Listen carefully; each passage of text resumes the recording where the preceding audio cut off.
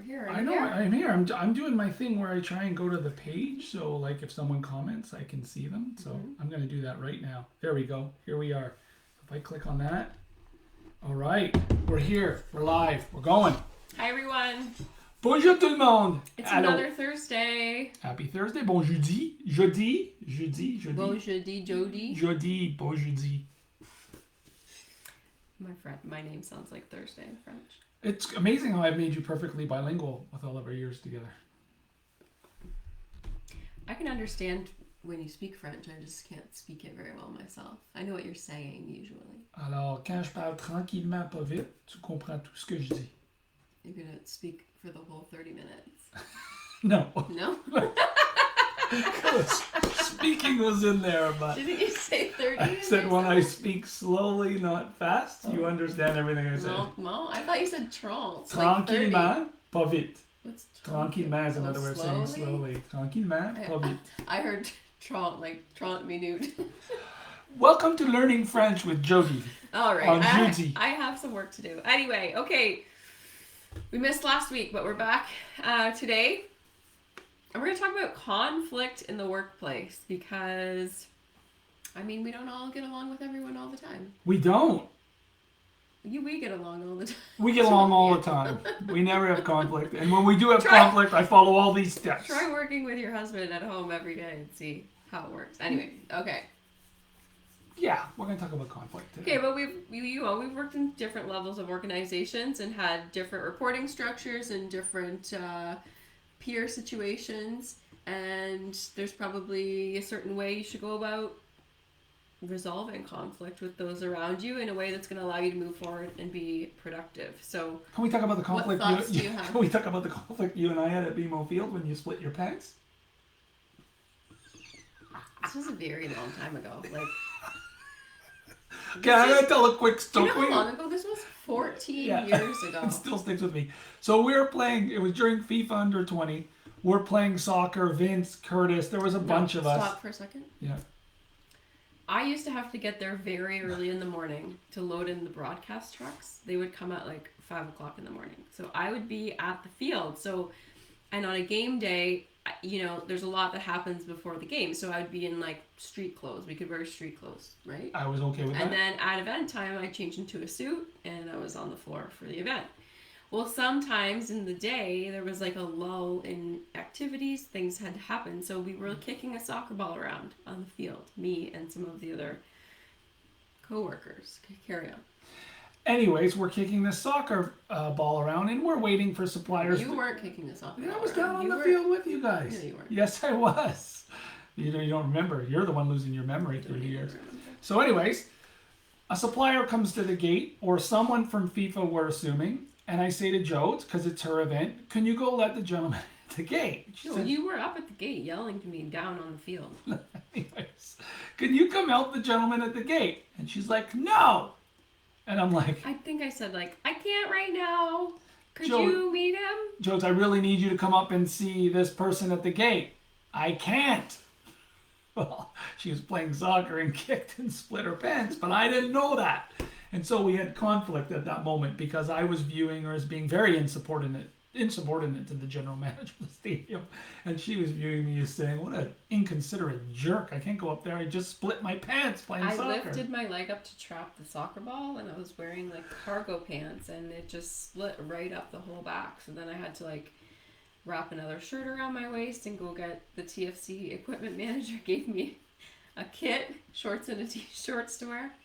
Anyway, he thinks it's the funniest story ever. It's pretty good. I was so insubordinate to him. That story sticks with me and us singing the Golden Girls at the middle of the field at the end of the tournament. Well, that wasn't conflict. That was fun. So anyways, point being, sorry we brought that story up. Conflict happens all over the place, and most of the time it's just from both parties not understanding the other's position and not being in an environment to want to hear each other out. Whether that's a physical proximity or an emotional block to not want to hear the other person.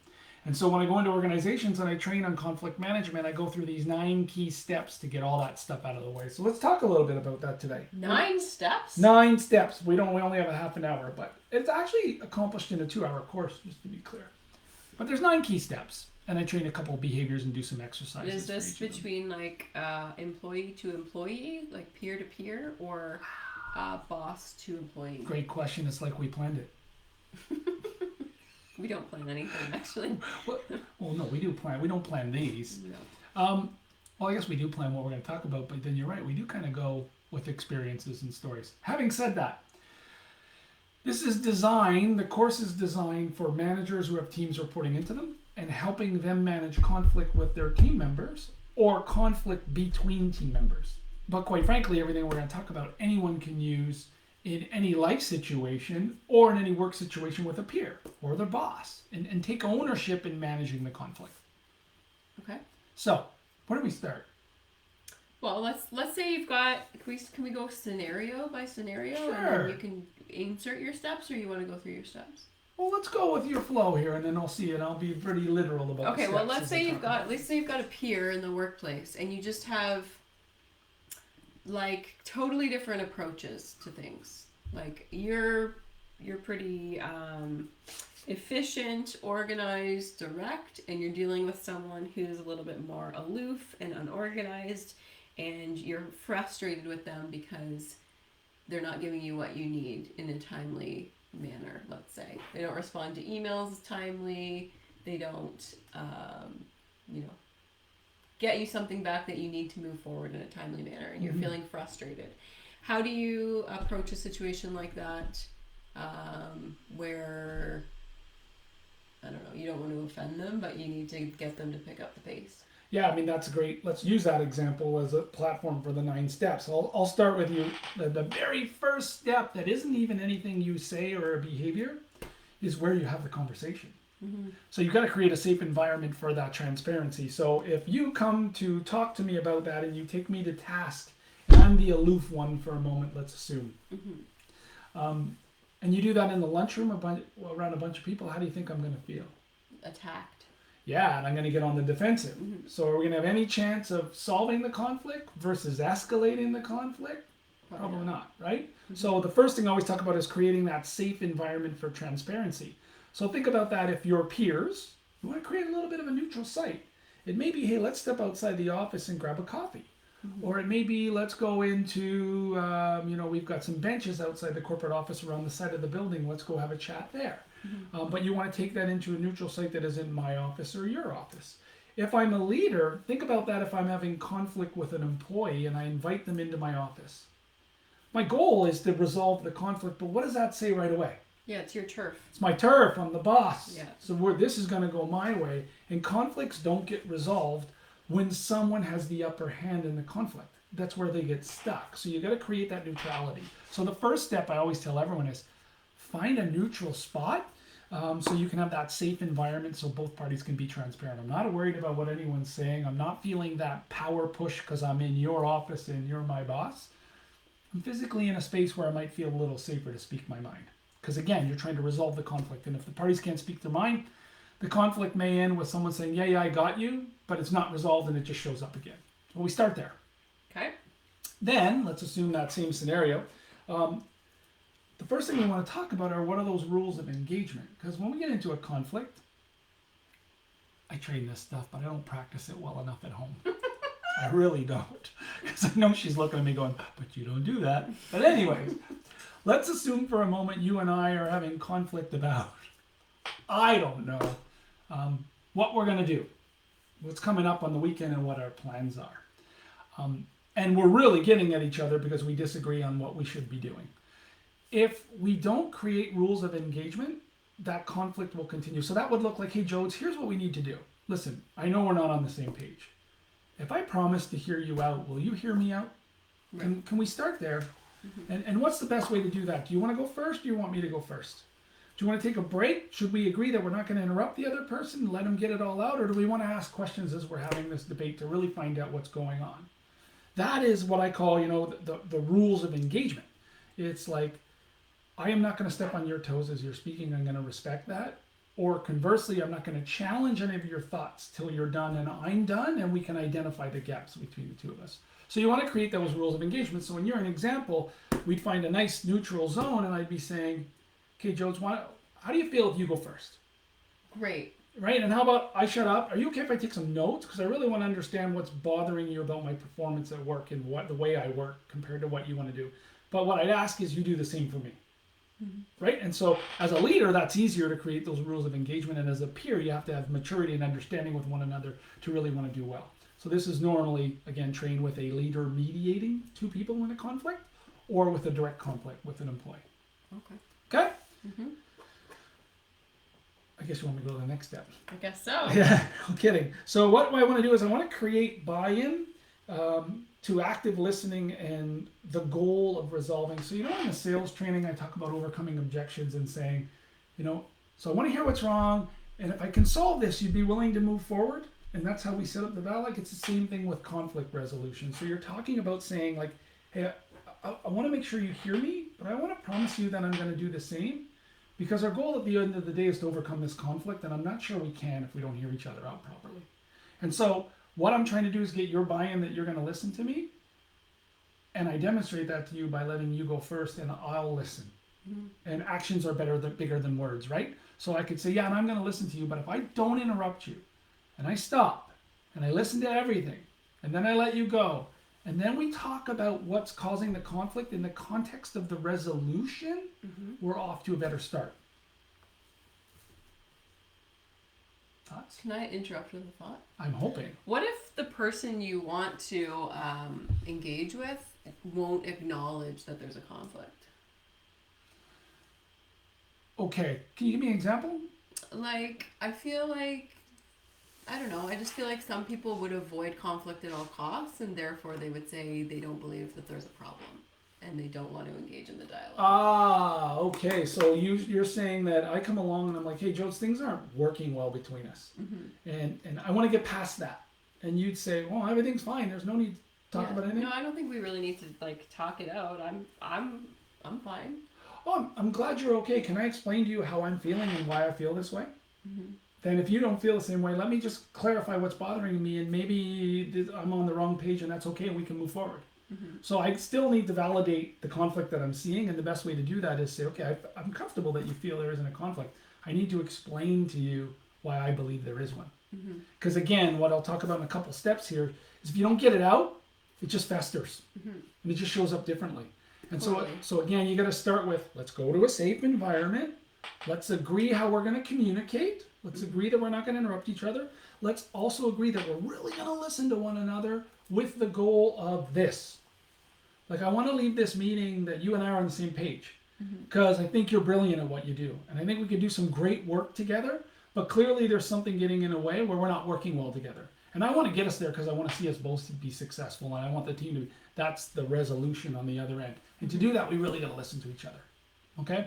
And again, that is much easier. You raise a good point. It's much easier when it's leader to team member, because the leader can drive that conversation.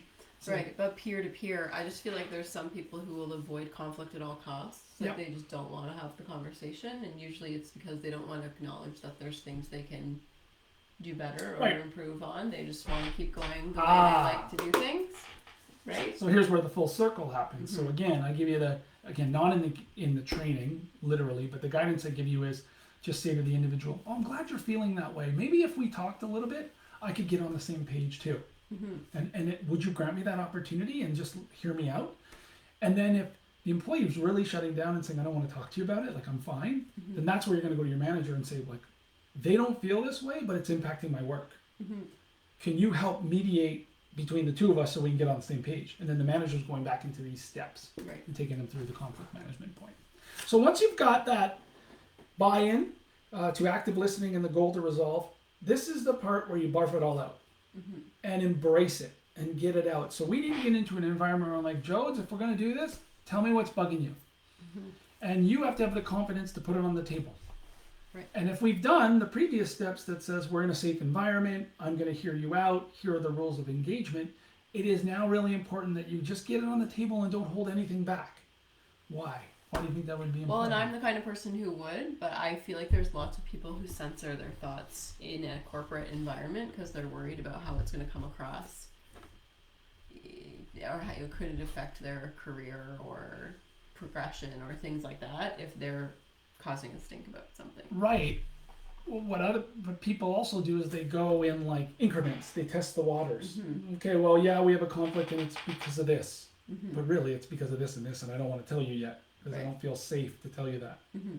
It's important for the person listening who's trying to help with conflict that you're open and you're honest, Mm-hmm. and you get it out on the table so all those issues can be resolved.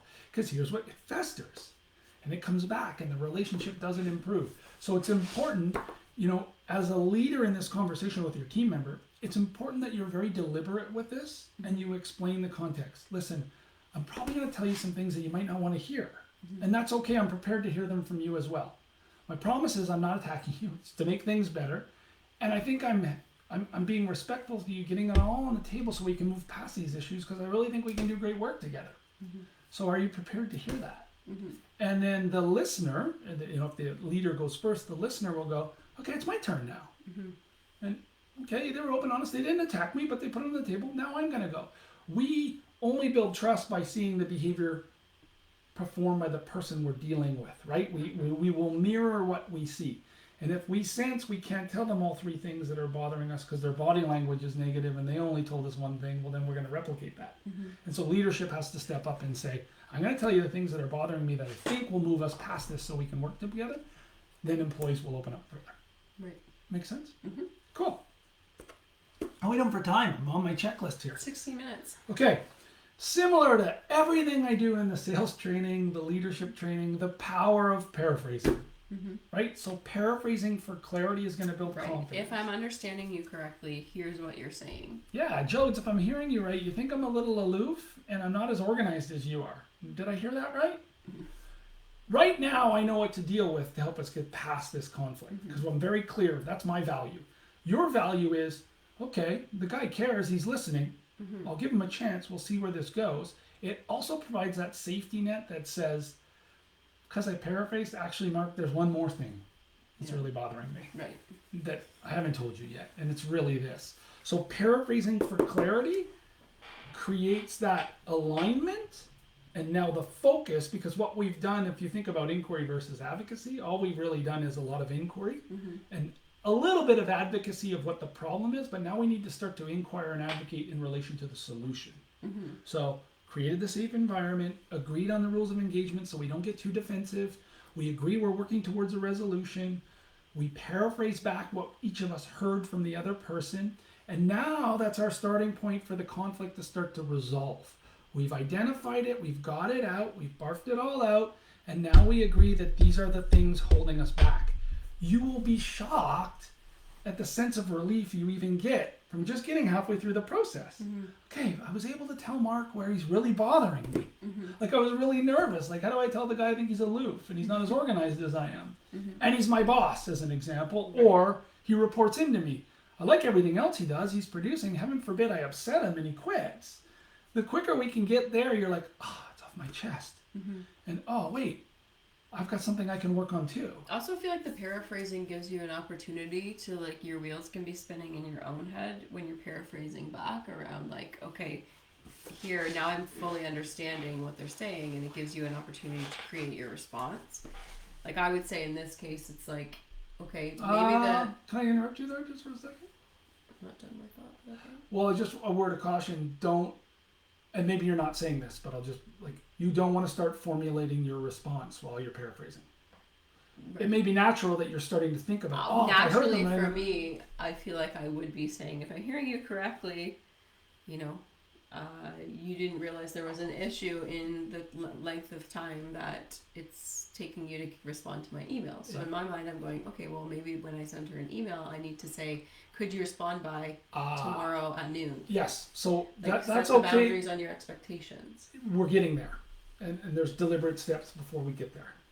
Because when you hear a problem and you go to solve it right away without the context of the person you're trying to improve the relationship with, Mm-hmm. you're jumping ahead that might even create more conflict. Right. She's not really listening to what I'm saying. That's not what I want her to do to solve that problem. But it is human nature. I'm glad you pulled that out for us to go, okay, I got a problem. I want to do well, so here's how I'd solve it. Mm-hmm. We got a couple steps before we do that. Okay, Does that make sense? keep going then. Okay, awesome. So we paraphrase for clarity. Now we provide solution advocacy and inquire for gaps in feedback. So this is where your thought process says, okay, if I heard you right, it's this. Is that what's bothering you? Great. Good. And then what did you hear from me, Jodes? Well, if I heard you right, Mark, this is what's bothering you. Great. So what are the issues that we need to resolve? Mm-hmm. Well, organization and trust as an example. You don't trust that I'm doing my work, and you don't think I'm organized, which is why you don't trust me. Okay, now let's talk about how we solve those problems. What do you think? How can I gain your trust a little better, Mark? Because you know what you're doing, but your behaviors show up that you kind of get there a little in an aloof, unorganized, timely manner, right? Like that. So how do I show you trust, Mark, that I believe where you're going to get? And I come back and say, well, Joe, it's like, I know you want to see things done quickly, but maybe if we reviewed the project on timelines, and I showed you at that point where I was, and we saw the metrics, and you could feel more comfortable that I didn't respond to your email right away, or I didn't respond to it in the urgency that you normally show. But we're still on board with timelines and checkpoints, and that would like allow you to trust me and vice versa. Yeah, or a quick email back that says, I've received this. Here's what I'm doing. I'll get back to you by tomorrow at noon. So that's as we're doing a little role play, that's to solve the problem you're having with me not responding quickly enough and being organized. Mm-hmm. That is where you would provide a solution that says, I hear you with the checkpoints, Mark, and that'll work for me if that's what will work for you. But you know, I am a high urgency person, and it eats at me when I feel like things aren't getting responded, and I want to trust you. Like, can you do this for me? Mm-hmm. What if you just acknowledged my email and told me that we talk about it at the next checkpoint? If you could just say, got it, talk Thursday, that would make me feel a lot better that at least I've transferred my trust and accountability to you that it's going to get done, and still felt like I'm staying on top of things. How does that feel? Right. Now that's where we're now starting to talk about that solution advocacy. And then we're going to inquire for gaps in feedback. So I'm going to say, okay, well, again, if I'm the leader, so Jones, how do you feel about this? You think this is going to solve our problem? And you would say, I will try to better communicate. Yeah, like, in a way that you want to receive the communication. I appreciate that, but how do you feel? Because you're really worried about staying on top of things and staying organized, and I sense that you don't feel that I show the same urgency. So if I give you that email response to at least, acknowledge it, how does that work for you? That would work for me. Okay, so let's assume you said, yeah, that'll work for me. Hey, Joes, I'm reading body language here. And I'm not sensing you feel real good about this. So come on, let's talk about it. What would really make you feel better? And then you might come back to say, like, action the email right away. And then I'd say, well, geez, that now becomes micromanagement, and you don't trust me. Mm-hmm. And that's my issue. Or it's a what is communication around, like, okay, but maybe I don't fully understand your role or how many emails you're getting in a day. Like, maybe it's like, I'd love to respond right away. I don't actually even read your email until hours after I receive it because that's how busy I am. Right. Or something like that. But if we don't identify those gaps, we don't have that dialogue. Mm-hmm. And I can't continue to build your trust. So once we've even identified the solution in this step, we validate it. Mm-hmm. So how do you feel about that? Right. Okay, and then what I'm going to be doing, if you're a peer, talking to a peer, read body language. Mm-hmm. Are they saying yes because they just want me to go away? Well, I got to be brave enough and strong enough to step up and keep the conversation going. If Jodes goes, yeah, Mark, whatever, because you're my boss, or vice versa, I go, whatever, because you're my boss, the problem's not getting solved. Mm-hmm. Still leaving with resentment. I'm still pissed off that you're not doing it the way I think it should be done, and we're stuck. So again, that is your opportunity to see those gaps and close them. Next. Can I talk about a different Please. Situation, or do we need to get to the end of the steps? Well, I got 2 more steps, and then let's talk about the situation. Okay. So, number 1, if that's okay for you. Mm-hmm. Okay. Paraphrase for buy-in on the resolution. So again, once we've had that debate, we figured out the resolution, I'm going to paraphrase. Okay, Jodes, as the leader in the room, so thanks for having this conversation with me. I think you'd call me by my nickname. No, I wouldn't. But now, because we're talking. Okay, Jody. Thanks for having a difficult conversation. It wasn't comfortable, but I really appreciate your trust. Mm-hmm. If I've heard you correctly, you're going to hold on in any assumptions on what I'm doing till our weekly updates. And conversely, to help you feel more comfortable, I'm going to acknowledge your emails so at least you realize they've been transferred to me and I'm aware and you've done your job. Is that correct? Are we both going to feel okay with that? Sounds great. Awesome. And there's nothing else? Nope, I'm good. Amazing. Okay, so now we're going to paraphrase for that buy-in on the resolution. And then the last thing we're going to do is we're actually going to forgive and reinforce trust and appreciation. So once there's conflict, we still got to go work together. And yes, we've got an action plan, but there's still some emotional baggage between you and I, right? Mm-hmm. And so I'm going to, as the leader, say, hey, Jules, you know what? I'm glad that we had this dialogue today. I did not mean to ruffle your feathers. You know, I'm big on trust, and I felt like I wasn't getting it from you, but thanks for explaining your point of view. I really appreciate it. I think this added a ton of value. We're good, right? Moving forward, right? So acknowledge the conflict as you wrap up, because now you've created a solution, and then move forward and get buy-in that you're on the same page again. And now you've wrapped it up nice and tight where you're on the same page working together. But most importantly, going through this process is conflict will continue to happen. It more than likely won't happen for the same issue. And if it does, you've created trust where you'll have the conversation faster and it festers less. So, you know what? There he was again. He didn't respond to my email. He promised me. Okay, but Joe, I responded to 12 of them. I missed that one. I'll get on it. I heard you at that meeting. Great. And the conflict starts to resolve over time and the behavior starts to change. So those are the 9 steps that I trained. Can I go through them real quickly? Okay. Create the safe environment for transparency. Define the rules of engagement to manage the conflict. Create buy-in from both parties to active listening with the goal to resolve the conflict. Embrace it. Get it out. Barf it out. Paraphrase for clarity on what the issues are. Provide solution advocacy and inquire for gaps and give feedback. Paraphrase for buy-in on that resolution for both parties. And then forgive and reinforce trust and appreciation. Got it. Now give me your scenario. We got lots of time left. Well, this is just one I was thinking about. Like, one of the hardest parts about being a leader is when you have to implement some sort of like disciplinary action. So there's been some sort of conflict or some issue that's been documented repeatedly. Something's happening, right? And now you actually have to address it with your employee. When it comes to things that are not just like day to day,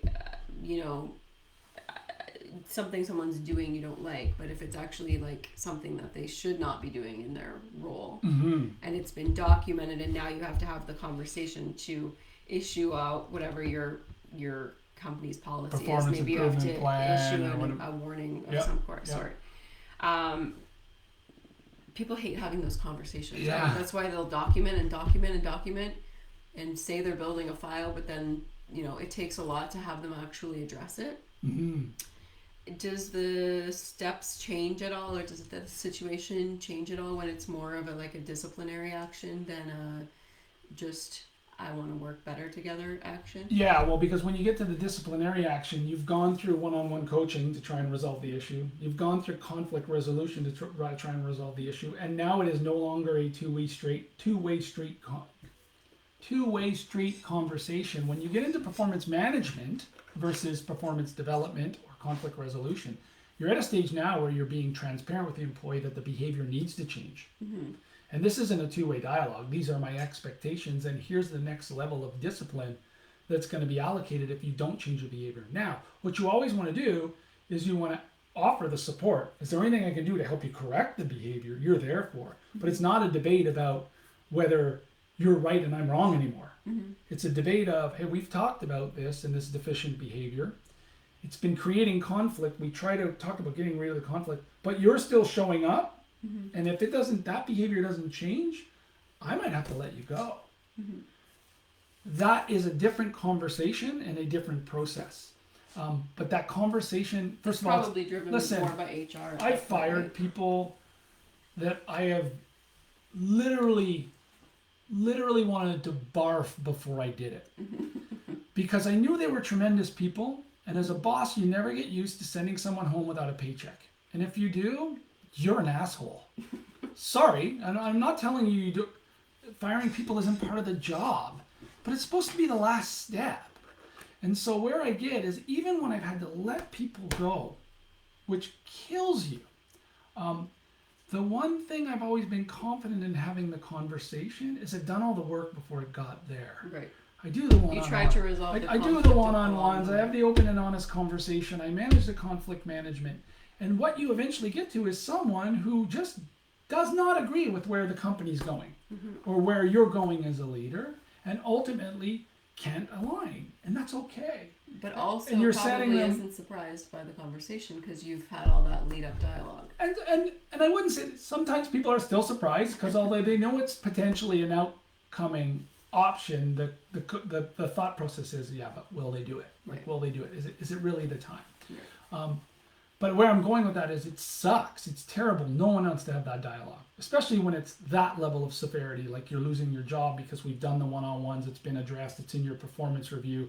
I've had a verbal warning. I've had a written warning. Like, in the same behavior of you being not on board with where the company's going, and you may be right, but the company's going in that direction, and we need you to come along. And now it's time to let you go because it's showing up just too disruptive to everyone else. That never gets easier, even though you've followed the process and you feel good about it. The decision for both parties, you're still sending someone home without a job, and you're still hurting someone, and you know it's going to hurt them. But again, you that's why certain people are in leadership positions and certain aren't. Like, that's a heavy weight to carry. It's a skill. It's a skill for sure. But you never feel good about it. You No. absolutely. I don't know if you feel good about it, you're an asshole. I don't think there's many people who feel good about Or fighting. the person you let go deserved it. Yeah, Like, there's always that, right? Like, if you're busting your butt trying to train someone and make them better. successful, and you're putting your heart and soul into it, and they're giving you this to your face and behind your back. I've had that happen in 2 terminations in my career, and even then, I still have felt, Someone just really didn't like you. oh God, yeah, How could you not like you? right? No, but I've had that with people who are really good at their job, like really good at their job, and I still have had to let them go because they couldn't cross that threshold of what the organization needed, and they didn't want to do it. Right. They just needed to be somewhere else to bring the talent they had. But they showed up just confrontational with everybody in the organization. And honestly, like, what do, right? And so where I'm going with that is, in that moment, because the way they behaved in that termination, twice in my career, I was like, you know what? I'm really okay with this. And I've never felt that way. And 98% of them, it's like, oh my God, man, I wish I could have made a difference. But it is time for both parties to move on. And I'm sending someone home who's like me, right? Like, I lost my job in the pandemic. I thought it was temporarily. You were there for me. You saw my emotional reaction. Like, that's terrible to have to send someone home with that. So the conversations are difficult, but unfortunately in leadership, they need to be had. The point is, are you that, I used, it's an abrasive word, I should stop saying it. Are you the jerk, how's that better? That it's easier just to fire someone and not put in the work and try and find someone else in 90 days? Or are you the leader who puts in the work to try and uncover someone who can be really successful with proper guidance? And then when that's a conversation that there's just not that matrix anymore, 99% of the time those conversations go well because you're just not a fit. You don't agree. You don't have the same. The company values and the employees' values and growth are not aligned anymore. That's what's happened with me in 1 or 2 roles. Company's not a bad company anymore. They want me to do X. I can't do X. Sorry, not doing it. I want to try and find a middle ground, and there's months and years and sometimes of trying to close that gap and find a way to work. But eventually you get to this intersection that says, you guys are going there, and I don't believe in it. Doesn't make me a bad person or the company a group of bad people. But individuals in that conversation, someone has to lead it to say, we're here. Now, Mark, can you come back here or can't you? I'm using me as an example. Usually I've been the proactive one that has said, this is not freaking working for me. I'm trying, but it's not going to work. It's not who I am. Right. And it doesn't make me right. The leader owns the difficult conversation. And to answer your question that I've rambled on now for about 8 minutes, but it's an important one. Because I had someone who was a great leader say, I'd really like to grow into the leadership role, but I don't want to fire someone someday. And that's what was holding that individual back. And when I explained to them, like, hey, whoa, yes, that's part of the job, but here's everything you do first. So you have a clear conscience, and you're doing what you think's in the best interest of both parties. And by the way, it's never going to get easier. That individual took the role and has grown today. You need the skill set and the process of things like one-on-ones, coaching during the game, professional development strategies, hide the client's name, conflict management courses. So when it does get to that decision day, you've done all the work and both parties are on board, but it's never easy.